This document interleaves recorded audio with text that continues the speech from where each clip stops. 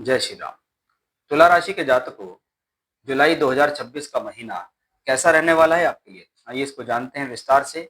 गोचर के ग्रहों के आधार पर कि कौन से ग्रह कब राशि बदल रहे हैं, उनका आपके जीवन पर क्या प्रभाव है, इसका आपके स्वास्थ्य, सम्मान, आपकी एजुकेशन, आपकी शिक्षा, आपके धन, इन सब पर, फाइनेंस पर क्या प्रभाव पड़ने वाला है, ये सब कुछ विशेष तौर पर आपको इस वीडियो में जानकारी दी जाएगी। आइए शुरुआत करते हैं। सबसे पहले मंगल ग्रह से शुरुआत करेंगे। मंगल ग्रह प्लेनेट ऑफ एनर्जी है, आपके लिए दूसरे और सातवें घर के मालिक होकर आठवें घर में बैठे हैं। अब दूसरा भाव ज्योतिष शास्त्र में कुटुंब का, बोलचाल का, वाणी का है। सातवां भाव पद प्राप्ति, नौकरी, व्यापार का है। उसका स्वामी ग्रह मंगल यहाँ बैठा हुआ है।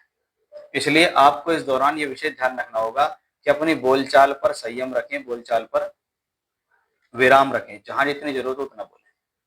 धन से संबंधित फैसले लेने के लिए आपको ध्यान रखना है। धन से संबंधित स्थितियों के लिए आपको इस बात का विशेष रूप से ध्यान रखना होगा कि भी कोई भी जल्दबाजी में लिया गया फैसला आपके पैसे को खराब कर सकता है, पैसे को फंसा सकता है।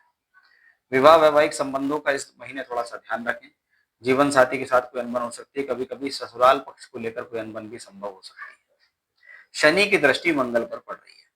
अब शनि ग्रह शिक्षा, विद्या, बुद्धि, ज्ञान के लिए तो सही है, आपके कंपटीशन के लिए सही है, आपकी मेहनत के लिए सही है, आपके कर्म के लिए ठीक है, लेकिन शनि की तीसरी दृष्टि मंगल पर है। अब शनि की दृष्टि श्रापित है, अगर वो मंगल पे प्रभाव दे रही है तो फिर से स्थिति है कि आप कोई ऐसा एक्शन ना लें जिससे आपको नुकसान हो जाए। जल्दबाजी में ना आए, क्रोध में ना आए, अपनी एनर्जी को राइट डायरेक्शन में इन्वेस्टमेंट करना है आपको, तभी वो आपके लिए बेहतर होगा। इस बात का विशेष रूप से ध्यान रखिएगा। तो वो एक कॉम्बिनेशन हमें इससे मिला। अब शनि को और पॉजिटिव बनाने के लिए है बृहस्पति की दृष्टि, कि दशम भाव में उच्च का बृहस्पति बैठा है और वो शनि को दृष्टि दे रहे हैं। वो चौथे घर को भी दृष्टि दे रहे हैं, वो शनि को भी देख रहे हैं। तो भूमि, जमीन, जायदाद, प्रॉपर्टी से रिलेटेड कोई मैटर है, कोई प्रॉब्लम्स है, वो सॉल्व होंगी, उनसे आपको लाभ मिलेगा, फायदा मिलेगा। एजुकेशनली भी ये कॉम्बिनेशन अपना अपने बेहतर है, क्योंकि मंगल दूसरे घर का स्वामी है और दूसरे घर का कारक कौन है? गुरु।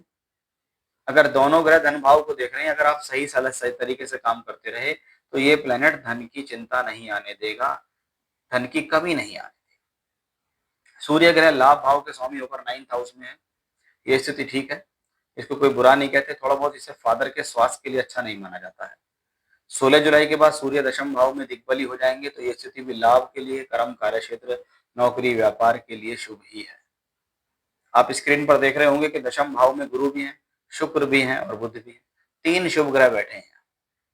तो इस महीने कार्य क्षेत्र से संबंधित पॉजिटिव घटना होने के संकेत ज्यादा है।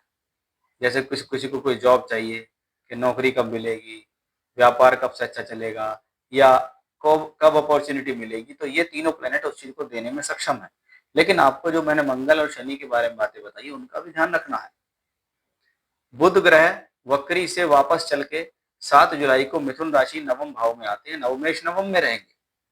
और नवमेश का नवम में जाना भाग्य के लिए ठीक है, धन के लिए ठीक है, हायर एजुकेशन के लिए ठीक है, सोर्स ऑफ इनकम के लिए इसको अच्छा माना गया है, क्योंकि बुध अपनी ही राशि में है। तो बुद्धि, शिक्षा, ज्ञान, हायर एजुकेशन, इन सब चीजों के लिए पॉजिटिव है। राशि का मालिक शुक्र दशम भाव में है, ये अच्छा ही है कि राशि का मालिक केंद्र में हो तो प्रॉब्लम्स को सॉल्व करता है। राशि का मालिक केंद्र में हो तो आपके ऊपर आने वाली जो समस्याएं हैं उनको हल करता है शुक्र। अब यही शुक्र 4 जुलाई को एकादश भाव में पहुंच जाएगा। एकादश भाव यानी लाभ भाव।